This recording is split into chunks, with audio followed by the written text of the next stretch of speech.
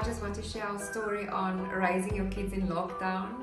So we just felt in our hearts that God wants us to realign our family with His will in this time.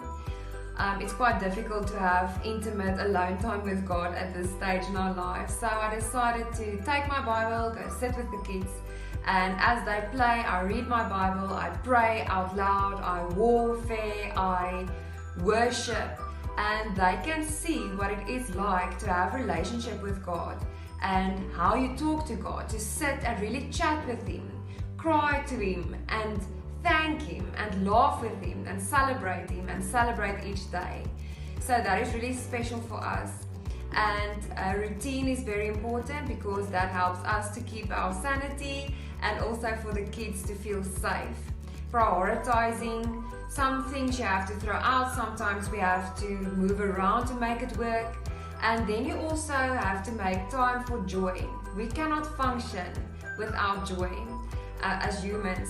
So you have to be playful, play with your kids, play with your spouse. We need to create time to laugh, and when we have a bad day, we make a mistake, let's laugh at it together.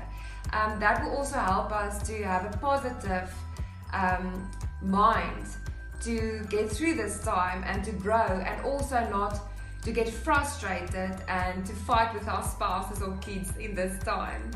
And then we also need to get a tap out technique. So you know that's those times that everything just gets on every nerve and you can't just go through it now. I just throw ice cream, cold drink in ice cream cups, and I freeze it and I give it to my kids because I know that will keep them busy for a long time, and I get myself some coffee and I just relax and recharge at the Lord's feet.